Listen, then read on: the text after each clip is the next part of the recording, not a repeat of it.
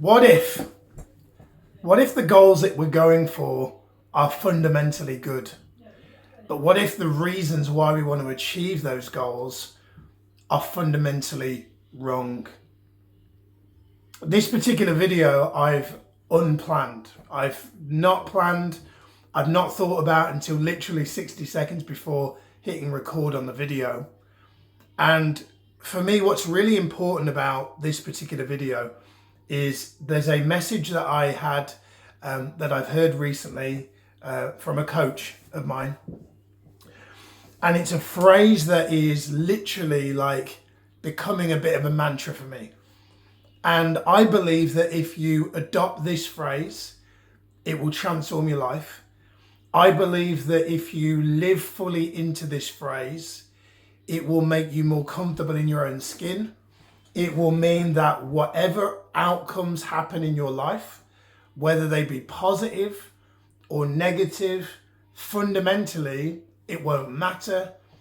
How you feel about yourself will not change when you hear what I'm about to say, but ultimately live what I'm about to say. It's really important that you know that, what I'm about to say is fundamentally a throwaway phrase. But it only becomes something that is powerful, that is meaningful, that grows legs if you actually integrate it and apply it. And it's this: I'm good either way. I'm good either way. Now, when you think about that phrase, what that fundamentally suggests is that no outcome has any effect on your sense of self. Many years ago, I heard Tony Robbins say, the purpose of a goal is not to obtain the goal. I think it's Tony Robbins. He said, the purpose of a goal is not to obtain the goal. He said, the purpose of a goal is to grow. He also talks about how that, every goal is but a means to an end. And the reason why we want a goal isn't actually the reason. The reason why we want it is for an end reason. So for example, I'll give you an example in my world. Whenever Sati and I think about doing something, like if we're going to spend money on something, we will always, especially if it's a big investment, we will always ask ourselves the question, what's the higher purpose? Many years ago, I heard Grant Cardone talk about the importance of looking for the higher purpose. Because I truly believe that when you look for the higher purpose, it will connect you to something that is bigger than just the surface level thing, which means that you're more likely to achieve it and you're more likely to follow through. But what it also does is it makes you recognize that in actual fact, you probably can achieve that thing with a lot less effort. Case in point.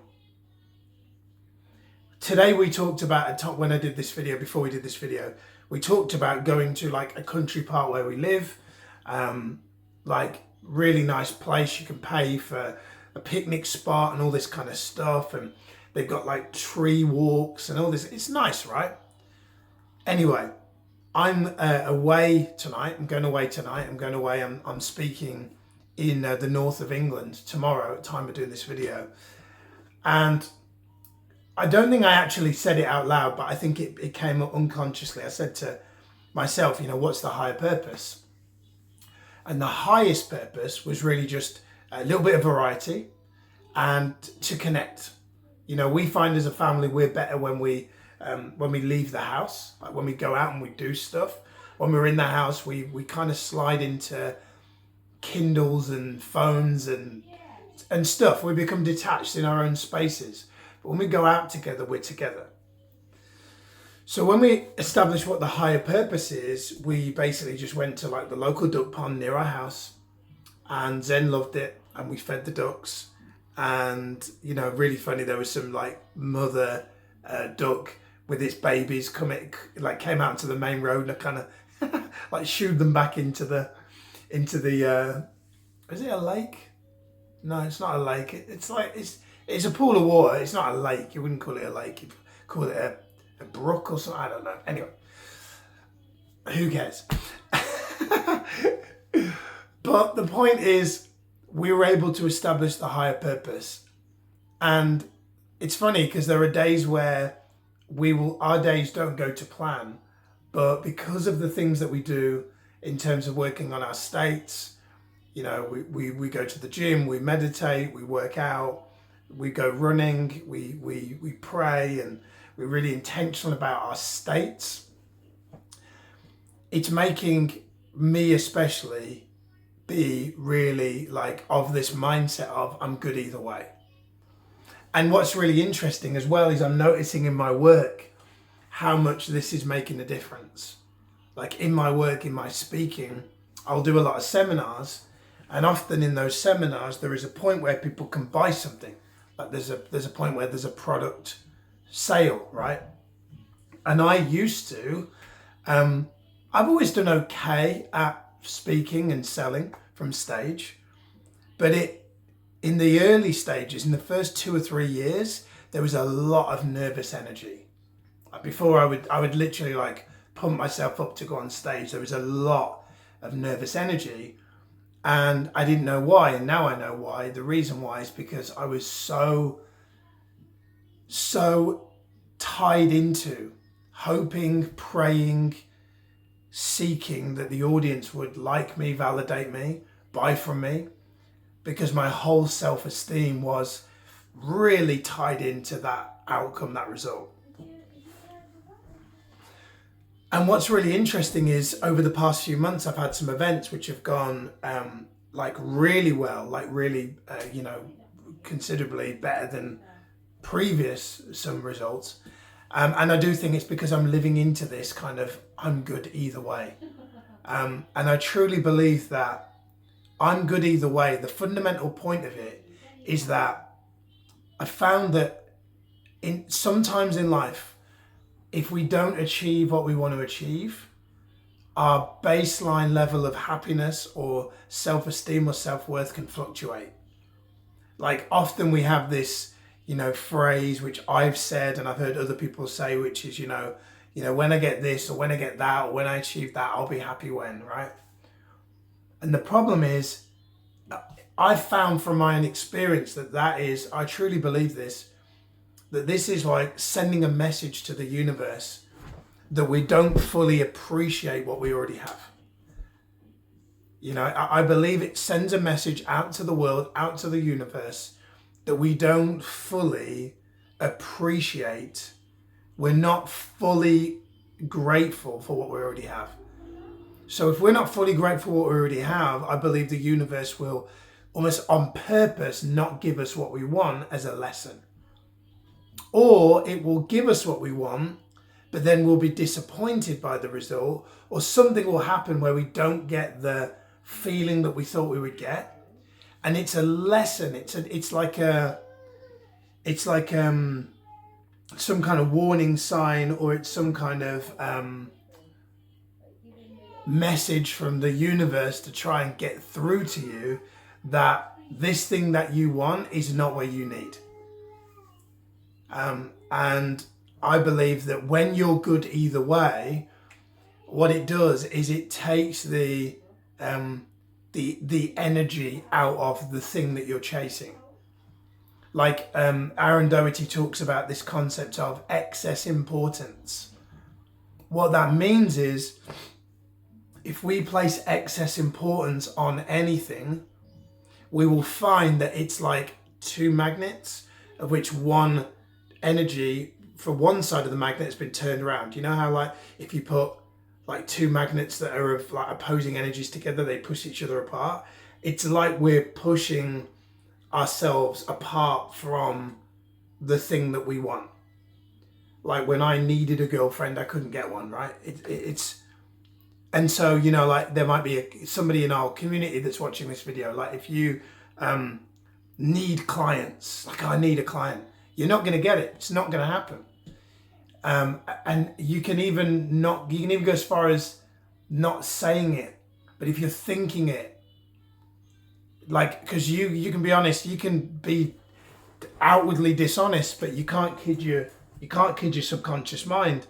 If you are giving off the vibe that you need this to feel whole, you need this to make your life better, then it's like a kick in the teeth to the universe to say, well, why should I give you this? You don't appreciate what you've already got.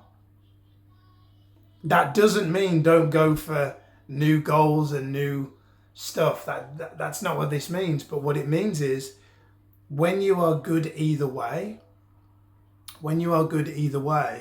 you are able to make the goal about the progress, about the growth, about the cliched as it sounds, but about the journey, and not about like this thing is going to complete me, like, because it isn't.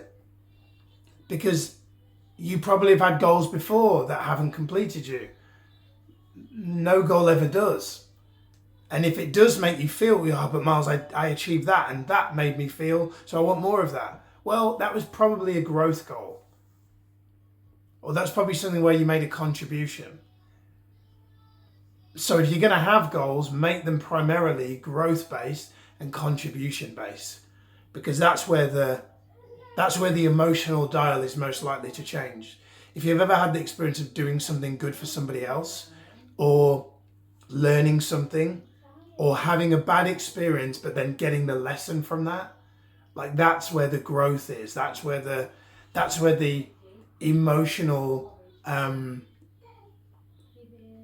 that's where there is an emotional cultivation bit that can happen. So I'm good either way. I highly recommend that you kind of think about that. Like, here's a question, maybe put in the comments. I would love to know, where is there an area right now where, if you're honest with yourself, you're not good either way? Like, you're like, oh, I really want it. I'd be really disappointed if I don't get it. And whatever that is, I'm challenging you to start to first speak an affirmation that will be like, fake it till you make it. I'm good either way. And just start. This is really like, you know, like how working out one day is not going to get you in shape overnight. Saying I'm good either way once is not going to change this initially, but if you keep saying it and keep thinking it, just watch what happens, right? Because you get what you focus on. Your brain literally processes what you're thinking. So if you sit here and say every day I'm grateful for, and you do that every day, and you say 10 things you're grateful for multiple times a day, you will start to feel the emotions of being grateful for those things. So whatever words you say in your subconscious or out loud, the mind has to process that, and it will start to kind of wash over you, and you'll start to feel whatever it is you're saying. So try emphasize. See how you go, see how it feels. And I hope you enjoyed this one. I hope you found it useful. Unplanned, but hey, whether you like it or not, I'm good either way. That's it for today. I'll see you tomorrow. Take care. Goodbye.